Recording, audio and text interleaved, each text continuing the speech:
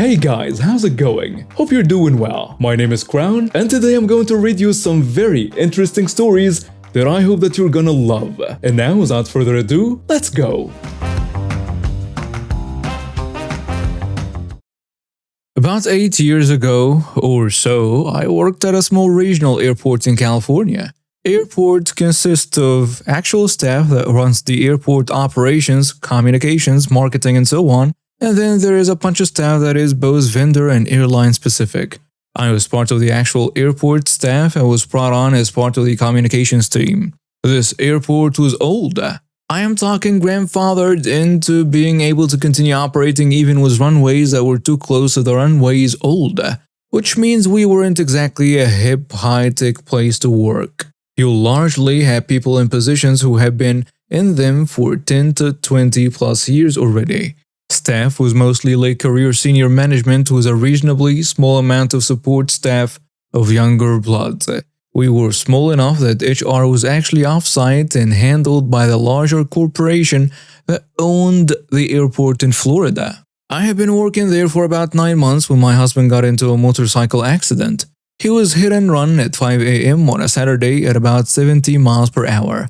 Fractured his wrist, broke both feet, got road rash, where the zipper on his riding suit broke. Oh, and his boots had popped off. They were ankle high but were lace-ups, not the fancy moto boots. So he had shaved off part of his foot to the bone. Sorry to be gross, but it's important to note here he was not going to be walking for 3+ months and he was going to need at-home care for a while. So I burned sick time as much as possible in that initial week and set up a meeting with my boss to talk about options. Well, let's divert from the story for a minute to talk about working at this old-school airport with no HR. In my 9 months there were some questionable instances. One time I had left 2 hours early for a personal matter and my pay was docked 2 hours from my vacation accruals. Except here's the thing, I was a salaried employee and California has strict laws about what this means. The company had no policies that state the time will be deducted this way. I had to contact our HR in Florida who confirmed this was not kosher to do. And it apparently resulted in payroll having to reverse a lot of docked pay. Another questionable instance is when my manager and her boss tried to force me to attend the funeral. The airport will put on a service for fallen soldiers when they arrived. I was already aware of this service, what it was, how it worked, and so on. However, I had not attended one as I was uncomfortable doing so, and it wasn't actually part of my job duties to run these. My boss tried to insist I attend one of these services, saying that she felt it was important for me to feel firsthand how emotional they were. I am uncomfortable with death, even more so with funerals, and also morally find it reprehensible to intrude on such a personal and private service as a professional training exercise, especially when there is zero intention of me taking over these services. I had to escalate to HR to be excused. There were about 4 to 5 more of these types of issues, but nothing quite as big as those. Resumed the meeting with the boss to figure out how in the world we can make this work when I'm going to need to stay at home, and eventually take him to work when he's able to resume office duties, but will be unable to drive. Since I live in California, there is a Family Leave Act that will pay you 50% of your pay while you're out to take care of your family. I don't know how many I'll live in a major metropolitan area in California, but we couldn't afford our bills with 50% of a paycheck with one person, let alone 50% of a paycheck and no paycheck from the other person because they were injured. It wasn't an option. We'd end up in collections for bills and likely homeless if we tried to make it work. I had had good feedback about my work and being a good employee so far, and there were no policies against telecommuting. In fact, another co-worker who was pregnant but was not technically on bed rest was full-time telecommuting at the time. My job largely consisted of phone calls, emails, computer work, and that type of thing. I would go 2 to 3 weeks without having an actual face-to-face meeting. I also had a work history of past employment for working both as a telecommuter worker. Seemed like a potential avenue to keep my work on task and make sure I could keep an eye on the hubby, make sure he gets his medications on time and so on. I get told absolutely not. They don't let people telecommute. That one woman is a special case. No, they can't make an exception for me, and they can't provide examples where my work can be done remotely. It's just a no, too bad, so sad. It sucks, but there is not a lot I can do about it. We were very pleased to have friends and family who could help out. After a few weeks, my husband is in a wheelchair and doing physical therapy. During those weeks, I'm informed I must take a full 8 hours of sick time or PTO to take him to his appointments. I am also informed that I cannot shift my working hours by even an hour to accommodate appointments. It is absolute torture. I have to leave him home alone while he is on strong painkillers at times. I've already burned through most of my sick time in that first initial week. Most of my vacation time is now gone and I am job hunting like crazy. My boss comes in to talk to me about 4 weeks into this nightmare to see how I'm doing. She's noticed that I don't seem my normal happy self. I express that it's been really hard since I'm running out of PTO and sick time and I'm worried about paying bills if I have to take unpaid time off to take care of my husband. Her response, which I will never ever forget, "Yeah, but isn't it nice to come in and get away from the stress at home?" I just stared at her. I literally couldn't respond. I just sat there dead-eyeing her until she uncomfortably made some excuse to leave. The next week, I ended up with not one, but 2 job offers. I got it in writing that I could shift my schedule in various different ways as needed, confirmed that I didn't need to take PTO or sick time for his doctor's appointments, and that I could start as soon as possible.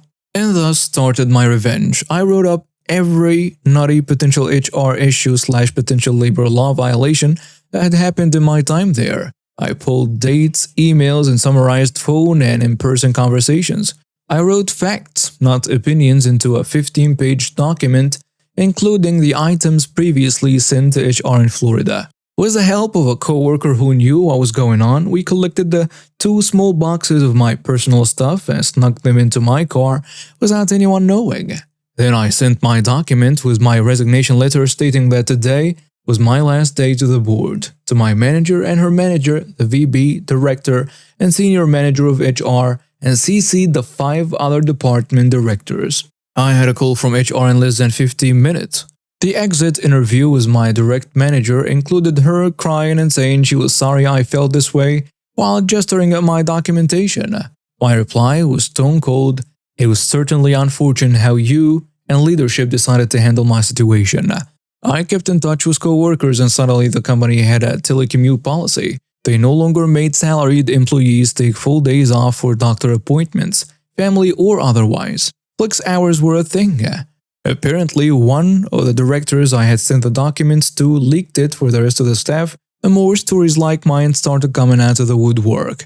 The final smug moment though, the directors actually ended up taking management to court for violating California labor laws over a period of 5 years. And they won. To clarify, this was a little under 10 years ago, so some details might not be 100% accurate, but I will do my best. At the time, I was a high schooler in Texas and looking for a job to get some extra pocket change, like a lot of high schoolers do. I ended up getting a job at a fast food place where people don't have designated official positions. The manager would make the schedule weekly and you'd find out whether you were packing orders, working the drive-thru window, working the inside register, backwash, doing the dishes, or working door, which essentially meant going out to cars in line taking their orders as our drive-thru speaker didn't work. Which also got us tips, so it wasn't all bad. Side note, the manager was a lazy feminine hygiene product who was still in the office messing around with their fantasy football team and making inappropriate comments about the girls, some of which were high schoolers, mind you. I recently learned that he was fired for having affairs at the store despite having a wife and kids. Anyway, usually new hires were trained for 9 total shifts, with 2 shifts for each position on everything except the drive-thru window, where you only get 1, as it's fairly easy to do once you know what you're doing. I was never actually trained on windows because on my shift to learn how to do it, the person responsible for backwash called in and I was told to take their place as a new guy so the more experienced people could handle the part of the store directly impacting customers while understaffed. Fast forward to a Sunday 10 a.m. to 5 p.m. shift, which includes our busiest time of the week after the church lunch rush, When I got in and looked at the schedule, I was assigned to work in window, and to the best of my memory, the conversation went like this. So I'm supposed to work at the window, but I never actually got trained on it. Everyone gets trained on everything. You probably just don't remember it happening, but it's easy anyway. The manager replied, but I didn't get trained on it. I had to go do backwash because, look, I had to help get ready for the lunch rush. You'll be fine. At that point, I just decided to go attempt to work at a station I didn't know how to do. The lunch rush hits and we're extremely busy as to be expected, and I am doing my best to try and do a job I wasn't trained in. The Windows job includes trying to cash out cars and give drinks to cars who ordered food. The door job handled just drink orders as they cost exactly $1, as well as handing out food when it's ready.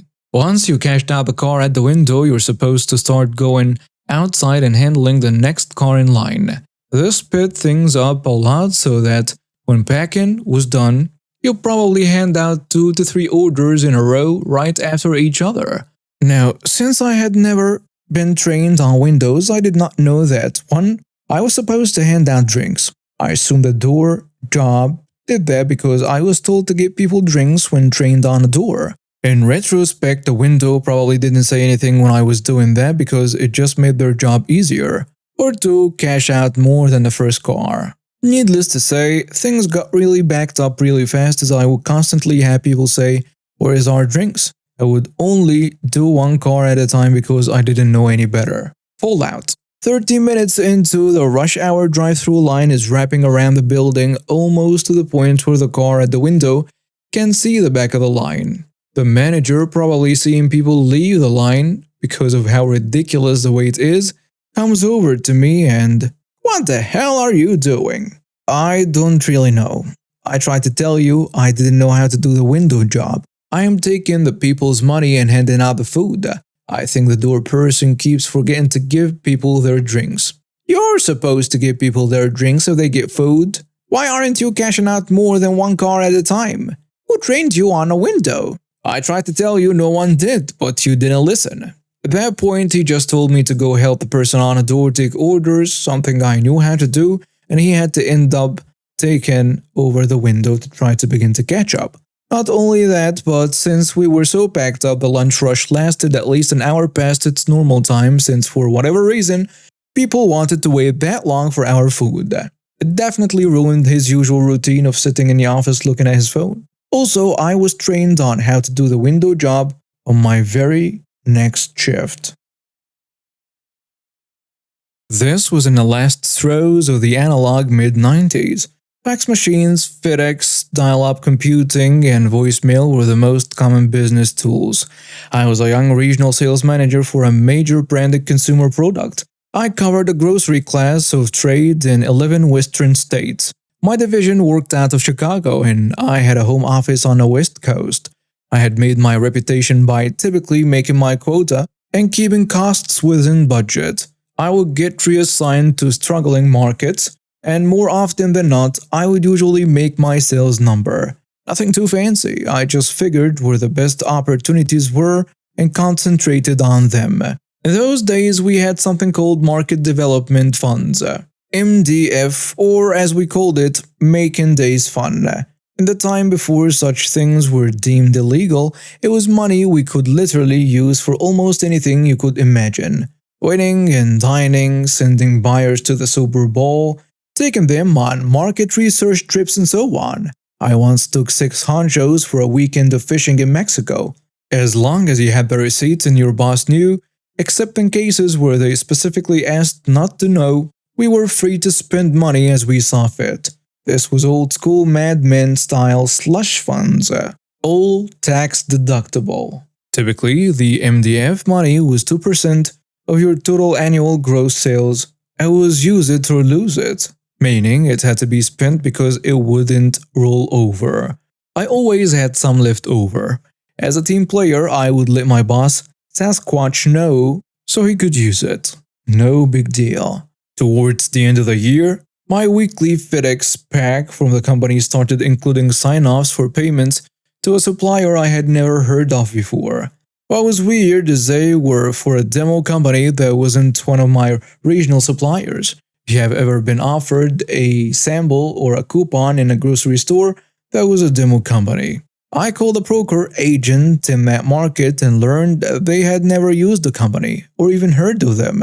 I finally figured out that they were from Sasquatch and that he had thrown them in with my other sign-offs.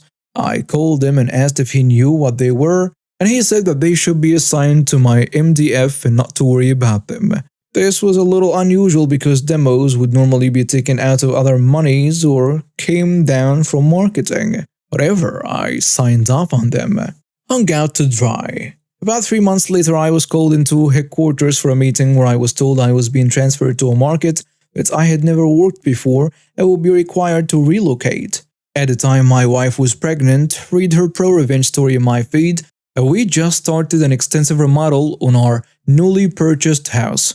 The company had some relocation benefits, but it was just too hectic to pull up roots and move to the southeast. I declined the offer and was told that I could look for another job within the company or receive a severance package, and I wound up taking the severance. The truth comes to light. Several months later, one of my ex-co-workers told me that my region had been taken over by one of Sasquatch's past work associates who he managed to get hired in my spot, and that the region was tanking. Badly. Nothing made sense. Why was I terminated and then replaced by someone who lived in another city and who couldn't do the job? I started to think in my naivety that I may have put a target on my back. After some research and digging, which was much harder before the internet, I learned that the demo company billing the MDF was based in my ex-boss's previous city and was just a post office box, a telephone, and a DBA registered by the new person in my job. I later found out it was his girlfriend. I was livid. Like most people, I tend to plan revenge in my head but never really go through with it. Most of the time, it's a coping mechanism and not very useful in moving on past being wronged. But this was so egregious, so uncalled for and so disruptive to my life that I felt I had to get even. My plan evolved to take this guy down, whatever the time it took. Whatever the cost in lives or money, I was going to get this jerk. I may have been able to rat him out to the company, but they might have dismissed my complaint as coming from a disgruntled ex-employee with an axe to grind. The hook. I decided that I was going to approach the guy as a phony recruiter, not just a guy collecting resumes, but as a retained corporate headhunter, someone paid to onboard people for big jobs. I had spent a year early in my career working for a super exclusive headhunting firm and knew exactly what transpired in the process. My subterfuge required international telexies, phony letterhead, faked English accents, and overseas friends to do my bidding. Sasquatch was obsessed with expensive watches and golf. He played regularly or watched pro golf, both on TV and live. He would insistently chatter on about both subjects. To bait him, I arranged for him to be approached for an executive position with a major Swiss watch company for a position tied to pro golf and other swanky sports, sponsorships, and included a shopping list of benefits and perquisites. The job would require hobnobbing with major sports organizers, flying around the world first-class snatch, and basically spending money. It was a job he could only dream of. The setup. In this slow and methodical long con, I strung him along until the time was right to close with an offer. The only catch was that he had to report to Switzerland for final offer and onboarding. I deliberately scheduled it for the week of the old jobs division meetings and reporting. They were mandatory and impossible to miss without raising red flags. Sasquatch was worried that his absence would be impossible to cover, especially if he was out of the country. The headhunting firm said they could move the appointment up a few days so that he would be able to attend his meeting, but that he would need to purchase an unrestricted business class seat and make his own hotel reservations. Save your receipts, and the watch company will reimburse you, he was told. Sasquatch showed up to his swanky hotel suite, using his own credit card for the money room, and promptly received a note from the watch company that his appointment had to be rescheduled for the following Monday because of a major corporate crisis. Sasquatch called a phony recruiter in a panic about missing the corporate meetings back in the States. It was agreed that he would call in sick and that Whatever happened with the old job, he was heading to much greener fairways. Enjoy your weekend in Europe. By Monday, you'll be in your dream job. The Sting. While Sasquatch was cooling his jets in Europe, I nonchalantly called his boss, the president of the division, and casually asked for a reference on Sasquatch's work ethic and dates of employment. You'll be surprised how often this mistake happens. The president, to his credit, didn't tip his hand or act very surprised by the call. But like a good corporate wonk, he referred me to human resources. I let it slip that he was in Europe finalizing his new job and that he'd already given the company notice. My bad. The bloody aftermath and how their revenge overstepped its original mission. Eventually, I was able to put together the aftermath from old co-workers and other people in the trade. Who didn't know I was a revenge ninja? On Monday came a when Sasquatch must have been apoplectic. This is to be assumed since we had cut all communications to let him twist in the wind. Because we received at least 20 calls to the exchange and multiple faxes. Sasquatch hung around the hotel for a day or two and then finally decided to leave for home. I assume at some point he may have contacted the watch company, but I never confirmed it. When he finally got home, he found his office had been packed up and left with his wife. An HR person met him off-site to give him his severance and retrieve the car and other company property. I heard his wife left him sometime later and his girlfriend was fired for theft. I figure he spent at least $10,000 on travel and hotel. The epilogue. I wish I could say I tipped my hand and told Sasquatch that I was the author of his demise, but it really served no purpose and in theory may have exposed me to some retribution of my own. By my moral lodestar, I got even with a thief who was content to steal and take my livelihood. That was plenty. I was walking down the street one day with my little boy in tow after I picked him up from school. We were having fun, chatting a little bit about what he took in school that day, how his day went overall, and cute stuff like that.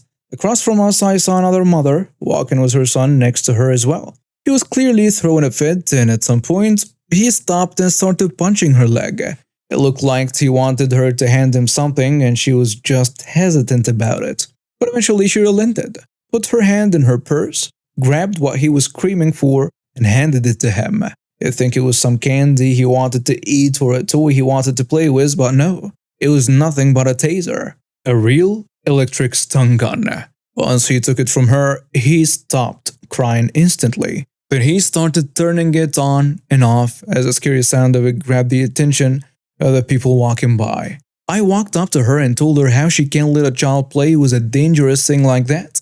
How it's very irresponsible of her and that he could easily hurt himself and practically everyone around him. And she didn't like that, started yelling at me how it's none of my business what she gives to her son to play with and that it's for his own good. She was basically teaching him self-defense. I mean, yeah, it's okay to teach your 7-year-old kid self-defense at this age, but that happens by enlisting him in some martial arts class of some sort. Not handing him a stun gun in public so that he could swing around and threaten other people with. When she noticed that people started to gather around and that literally all of them took my side and started criticizing her, she tried to grab the taser from her brat and put it back into her purse. At that point, I thought to myself, finally a Karen that has a few brain cells to know that de-escalating in a situation like this is actually a good option. But of course, her entitled brat that was raised to always get what he wanted refused to hand it back to her, screamed at her when she tried again. Then when she reached for a third time, he directed it towards her leg and turned it on, shocking her from head to toe and sending her to the ground right after. All the people that gathered around earlier took a step back when they saw that happen, and some of them tried to lure the kid into dropping the taser to the ground, but to no avail. Clearly the boy knew exactly what he was carrying. Cops were called and EMTs followed in tow. They took the lady on the stretcher and with a little stunt of theirs managed to strip the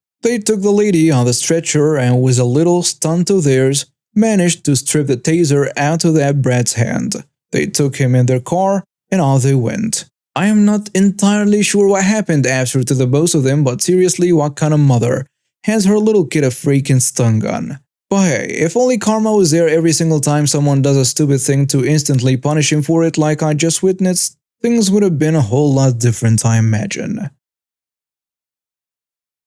Alright, this occurred years ago and is somewhat of a long one. I grew up in a bit of a strict state, and the town I lived in was pretty into everyone's business. Please remember this detail a bit later, since it's going to play a very vital role in my story. When I moved to the house I grew up in, we had neighbors who lived in a house right next to our backyard, but technically on a different street. This fact will also play a vital role.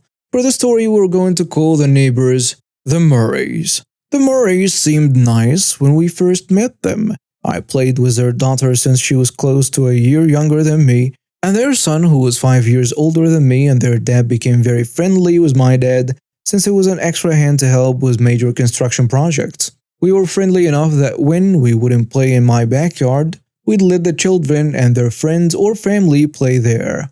However, as the years went on, we started to see their true colors. Anytime I would get a major item like a guitar or a dune buggy, even getting a major role in a school play, their daughter would try to copy me, such as getting a dirt bike or a guitar, and join the drama club only to quit when seeing how much work was in it. The dad would borrow my dad's woodworking tools and never return them.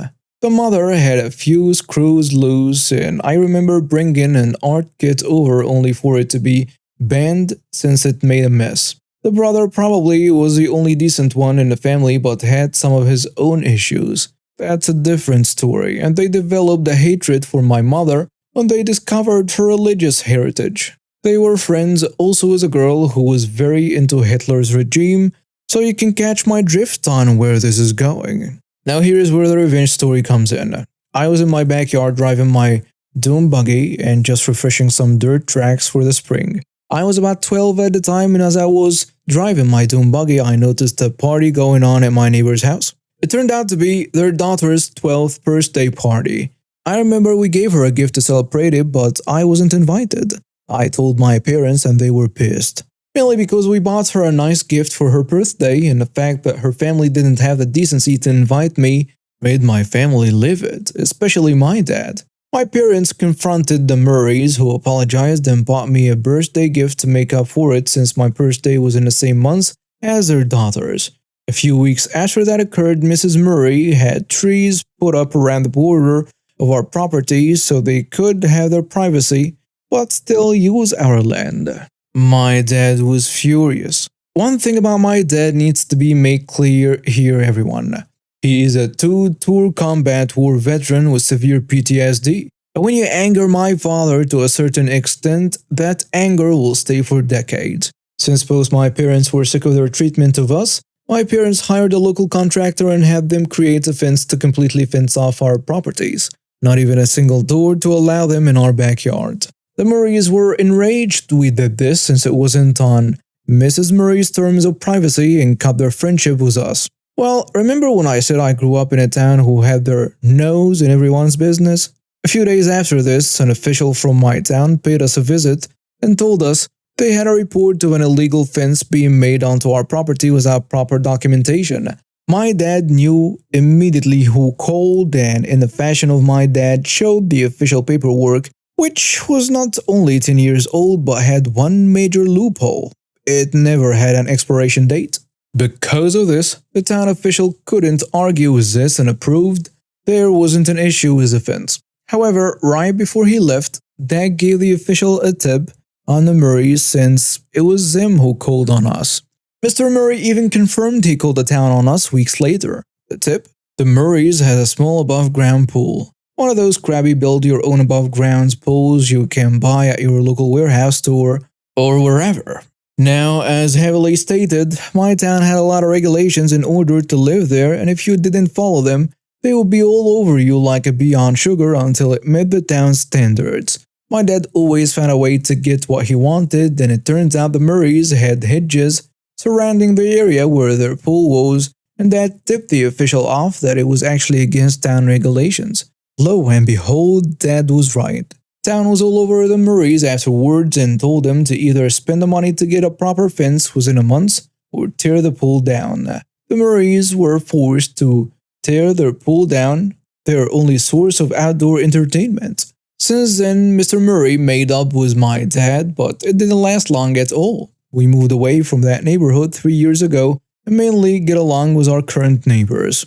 Last I heard of the Murrays, they stopped talking to Mrs. Murray's sister and her family, who we were also friendly with. The daughter became a prostitute and the son lives with his boyfriend and is an alcoholic. Edit. After I told my dad about posting the story, he openly admitted he forced the Murrays to have the trees they planted to be dug up and moved farther back since the fence was going on the property line.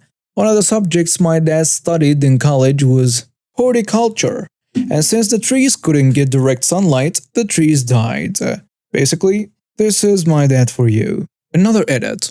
My dad also recently revealed to me that those trees they placed were technically on our end of the property line. I wasn't aware of this at the time and he told me years later. If I recall correctly, since they technically built on our property without our permission, the trees were illegal. My dad wanted the fence on that spot and it was technically our land right there, so that's why he made the Murrays mow their trees.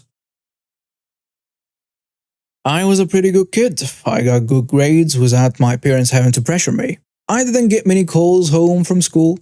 I was polite and well behaved around most people most of the time. I was very careful to make sure any mischief I got up to was not discovered by adults. I did a lot of instigating though. I don't remember what I did that upset Dad, but he wasn't the easiest person to predict. So it might have been something or it might have been nothing. Important to the story, Dad worked roughly 70 miles away, so he didn't get home early. Mom worked in our town, but she wasn't usually home until a couple of hours after I got out of school. That grounded me for whatever it was, and I remember wondering how he would ever know what I did because nobody was ever home after school but my brother and I. Bro would have ratted me out, but I had so much hard evidence of stuff he was into that was way worse than anything I ever did there. Drugs, drinking, going to parties, and coming home drunk and stoned, stealing, and so many other things. So he was never going to rat me out.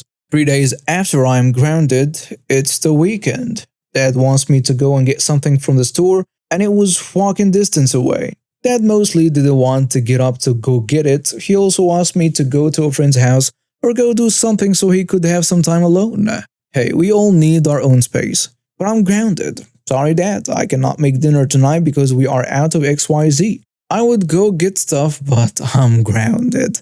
I can't go anywhere until I'm no longer grounded, you know? You said that no matter what, I'm grounded in this house for a week. That means I cannot go run your errands and I can get out of your hair. He never grounded me again, and I did not honor the grounding on days he worked. He was a teacher. I did get a high score on my favorite video game at the arcade that week. He did take care of dinner that night. He cooked, which at the time meant calling a local pizza place for delivery. Thankfully, he didn't actually try to cook at the time.